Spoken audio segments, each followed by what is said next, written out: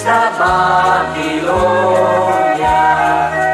nos sentamos a chorar as saudades de Sião, seu amor a recordar, as saudades de Sião, seu amor a recordar. Nos salgueiros plantados ali por perto, penduramos os violões, o opressor de tão esperto exigia ouvir canções. Cante agora no desterro as cantigas de Sião. Lá na beira dos rios da Babilônia, nos sentamos a chorar as saudades de Sião, seu amor a recordar, as saudades de Sião, seu amor a recordar. Olá, me chamo Fernando Santos, coordeno a Pastoral da Música Litúrgica juntamente com minha amiga Cassandra Baldez. Estamos aqui contribuindo com este material para falar de critérios para a escolha de cantos para os ritos iniciais, começando com o canto de entrada, né? Primeiramente, vamos ver o que nos diz a Instrução Geral do Missal Romano, no capítulo 3, parágrafos 47 e 48. Reunido o povo, enquanto entra o sacerdote com o diácono e os ministros, inicia-se o cântico de entrada. A finalidade deste cântico é dar início à celebração, favorecer a união dos fiéis reunidos, introduzi-los no mistério do tempo litúrgico ou da festa, e ao mesmo tempo acompanhar a procissão de entrada do sacerdote e dos ministros. O cântico de entrada é executado alternadamente pelo coro e pelo povo, ou por um cantor alternando com o povo, ou por toda a assembleia em conjunto, ou somente pelo coro. Pode utilizar-se ou a antífona, com o respectivo salmo que vem no gradual romano ou no gradual simples, ou outro cântico apropriado à ação sagrada ou ao caráter do dia, ou do tempo cujo texto tem a aprovação da conferência episcopal. Se não há cântico de entrada, recita-se a antífona que vem no missal, ou por todos os fiéis, ou por alguns deles, ou por um leitor, ou então pelo próprio sacerdote, que também pode adaptá-la à maneira de admonição inicial. Bem, então o que isso aqui tudo quer dizer? O canto de entrada é o momento que inicia a celebração. Então é de extrema importância que este canto já esteja com a proposta da liturgia do dia inserido nele. E de que forma a gente percebe essa inserção da temática? Ou utilizando a antífona que o missal propõe, né? Por isso que algumas celebrações, principalmente Semana Santa, há celebrações que a antífona é o canto de entrada e não se pode mudar. Porque a proposta da antífona é a proposta de toda a celebração. Então, quando você muda, você quebra o sentido. Ou um outro cântico apropriado. Primeiramente, ele diz aqui que esse cântico apropriado ele tem que estar de acordo com a Conferência Episcopal, ou seja, são cantos que a CNBB já aprovou, né? E são cantos que vão passar a mensagem de reunião, a mensagem de encontro, a mensagem de Deus está conosco, focando sempre no centro de tudo que é Cristo. É Cristo que nos reúne, é Cristo que nos congrega, é Cristo que nos abraça, é Cristo que nos irmana. Então, essa reunião, esse estar presente, é focado no Cristo, né? Então, este cântico ele pode ser festivo ou não, mas ele tem que passar essa ideia do Cristo entre nós. Então, o cântico de entrada, ele tem que estar ligado diretamente com a liturgia. Se ele puder ser um cântico relacionado ao Evangelho, melhor ainda.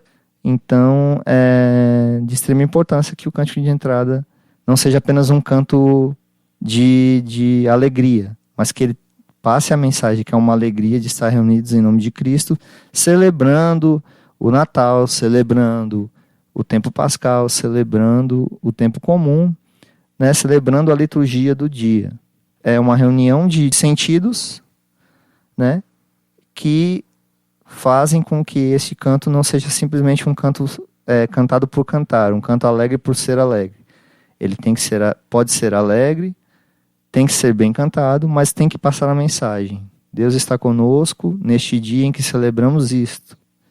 Deus nos reúne porque hoje ele celebra aquilo. Então essa é a proposta da escolha do canto de entrada. Então, agora sobre o ato penitencial, né? Critérios para a escolha do canto de ato penitencial. Então, vamos lá ver o que a Instrução Geral do Missal Romano nos diz, no seu capítulo 3, parágrafos 51 e 52. Em seguida, o sacerdote convida ao ato penitencial, o qual, após uma breve pausa de silêncio, é feito por toda a comunidade, com uma fórmula de confissão geral, e termina com a absolvição do sacerdote. Essa absolvição, porém, carece da eficácia do sacramento da penitência. Depois do ato penitencial, disse sempre: o Senhor tem de piedade de nós, que é o Kyrie eleison, a não ser que já tenha sido incluído no ato penitencial. Dado tratar-se de um canto em que os fiéis aclamam o Senhor e imploram a sua misericórdia, é normalmente executado por todos, em forma alternada entre o povo e o coro ou um cantor. Cada uma das aclamações disse normalmente 2 vezes, o que não exclui, porém, um maior número, de acordo com a índole de cada língua, da arte musical ou das circunstâncias. Quando o Kyrie é cantado como parte do ato penitencial, cada aclamação é precedida por um tropo, né? Então vamos por partes.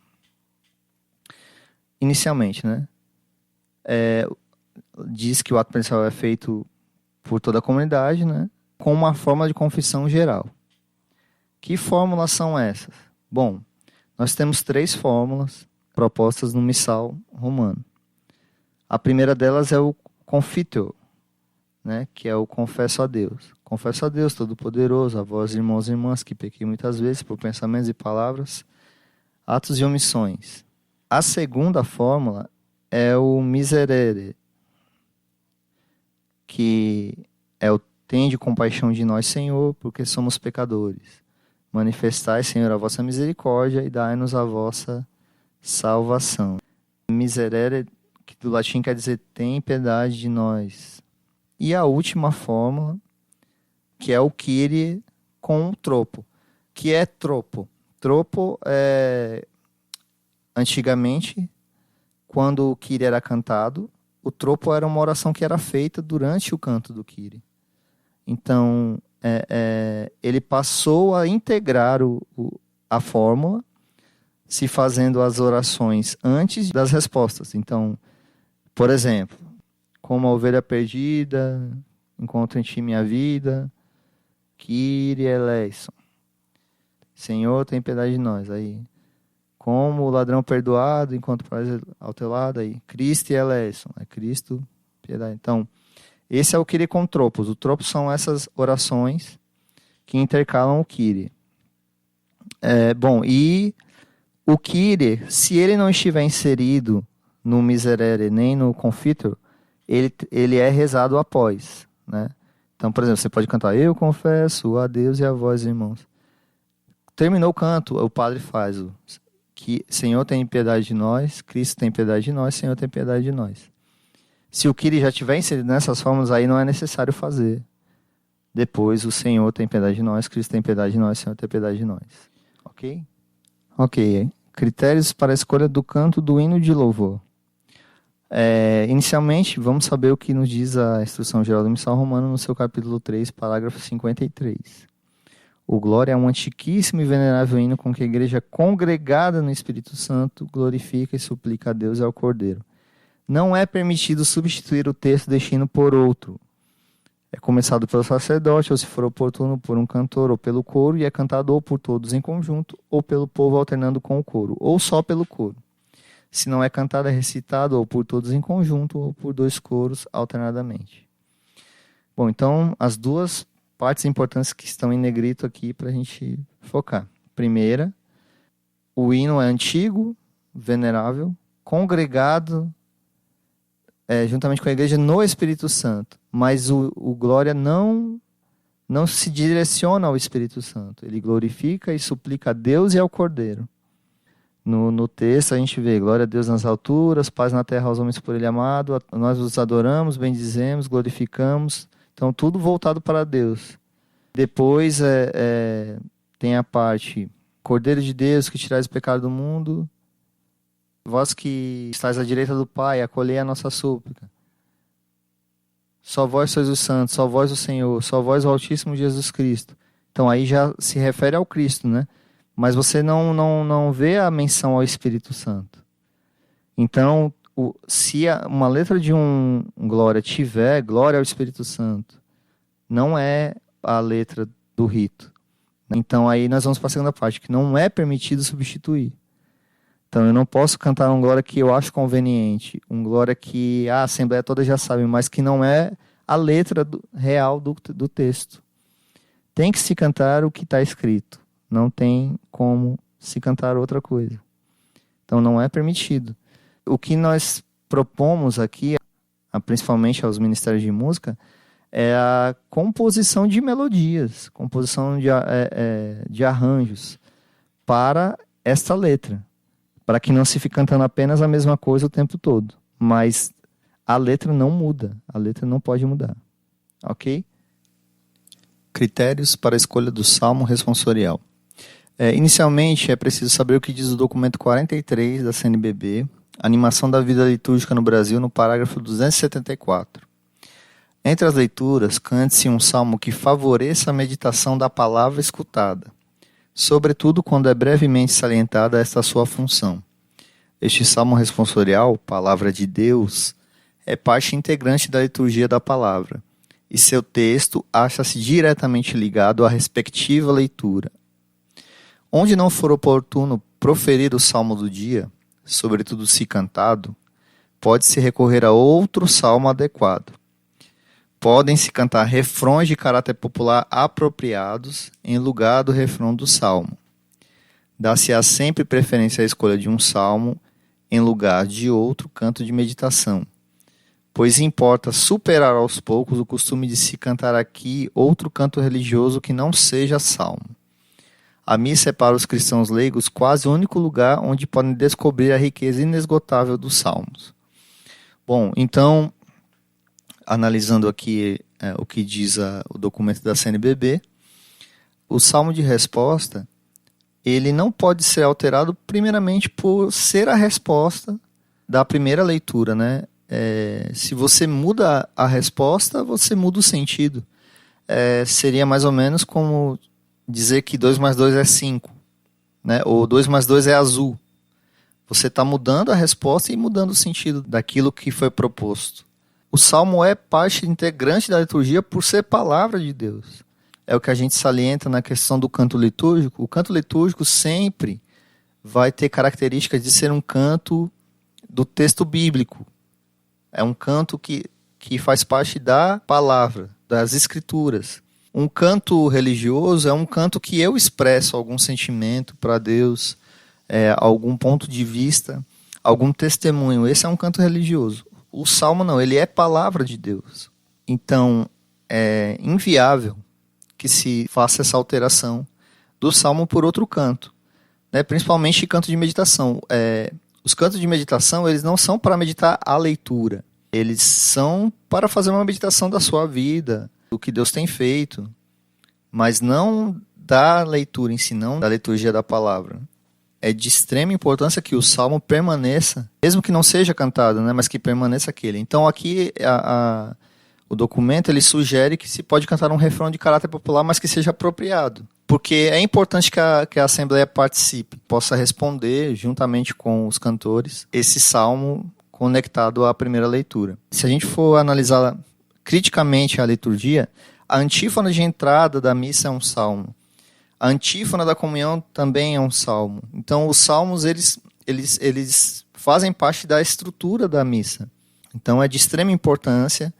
No caso do salmo responsorial, ou seja, o salmo de resposta, ele precisa ter conexão com a primeira leitura, responder à primeira leitura. Critérios para a escolha do canto de aclamação. Inicialmente, é preciso saber o que diz a Instrução Geral do Missal Romano, no seu capítulo 2, tópico 3, parágrafos 62, 63 e 64. Depois da leitura que precede imediatamente o Evangelho, canta-se o Aleluia ou outro cântico, indicado pelas rubricas conforme o tempo litúrgico. Deste modo, a aclamação constitui um rito ou um ato com valor por si próprio, pelo qual a Assembleia dos Fiéis acolhe e saúda o Senhor, que lhe vai falar no Evangelho, e professa a sua fé por meio do canto. É cantada por todos de pé, iniciada pelo coro ou por um cantor, e pode se repetir se for conveniente, mas o versículo é cantado pelo coro ou pelo cantor. A. O Aleluia canta-se em todos os tempos fora da quaresma. Os versículos tomam-se do lecionário ou do gradual. B. Na quaresma, em vez do Aleluia, canta-se o versículo antes do evangelho que vem no lecionário. Também se pode cantar outro salmo ou trato, como se indica no gradual. No caso de haver uma só leitura antes do evangelho, a. Nos tempos em que se diz Aleluia, pode escolher-se ou o salmo aleluiático, ou o salmo e o Aleluia com o seu versículo. No tempo em que não se diz Aleluia, pode escolher-se ou o salmo e o versículo antes do evangelho, ou apenas o salmo. C. O Aleluia ou o versículo antes do evangelho, se não são cantados, podem omitir-se. A sequência, que exceto nos dias da Páscoa e de Pentecostes é facultativa, canta-se antes do Aleluia. Fazendo um apanhado geral aqui do que diz a instrução geral do Missal Romano. Características do canto de aclamação. Ele tem que ter o Aleluia, mas não tem que ser aquele Aleluia discreto. Por isso que a gente diz que aquele cântico Como São Belos os Pés Mensageiros, ele não é de aclamação, porque o Aleluia ali, ele não faz parte do canto em si, ele está sendo colocado como um preenchimento de um intervalo vazio, né? Ele vive, Aleluia. Esse Aleluia ele pode ser omitido do canto, então descaracteriza a ideia de que é um canto de aclamação. Então, o canto de aclamação inicialmente precisa ter o Aleluia, e aí se canta os versículos, né? Que vem com o lecionário indica, né? Quando ele diz que se pode cantar o salmo aleluiático, né? No caso do quando só tem uma leitura, o salmo aleluiático que a gente recorda bem é aquele que a gente canta no Sábado Santo, né? Que é o Rendei Graças ao Senhor. Aleluia, aleluia, aleluia, aleluia. Bom, então, geralmente na quaresma, né? Que não se canta aleluia, então se canta o versículo, né? A proposta que se tem dos cantos, que a CNBB propõe, é que se cante louvor a vós, ó Cristo, né? Substitui-se o aleluia por louvor a vós. E aí se canta aquele versículo relacionado ao evangelho, né?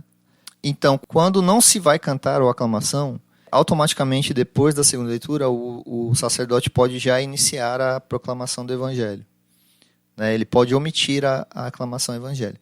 Geralmente se canta, né? E é importante porque é uma aclamação que toda a Assembleia faz, que todo o povo faz, então era importante que sempre se cantasse. Aí diz também que a sequência que se canta na Páscoa, na Pentecostes, ela se torna facultativa em outras ocasiões. Quais seriam essas ocasiões, né? A igreja diz que tem mais 2 ocasiões em que se canta a sequência. É Corpus Christi.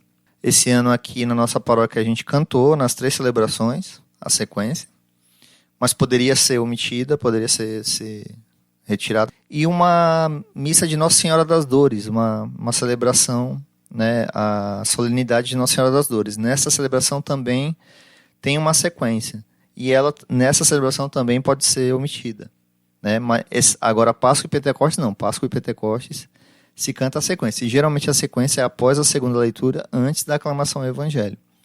Então, canto de aclamação precisa ter o aleluia e se cantar o versículo indicado, porque não faz sentido, por exemplo, se o evangelho vai falar do filho pródigo, eu cantar uma aclamação que fale do grão de mostarda. Então, é preciso que haja nexo entre também o que se canta antes do evangelho. É preciso aclamar o que vai ser falado, não o que eu gosto de cantar, não aquilo que eu acho que deve ser melhor. Não, a gente aclama o que vai ser falado. Então, o que vai ser falado precisa estar nesses versículos, juntamente com o aleluia.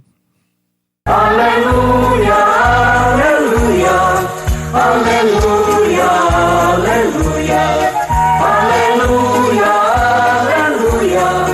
aleluia, aleluia, aleluia. Pergunta-se Deus, cadê os inimigos? Na sua presença perecem os inimigos. São como fumaça que desaparece, são cera no fogo que logo derrete. Justos se alegram diante de Deus, cantai ao Senhor, vibrai, filhos seus.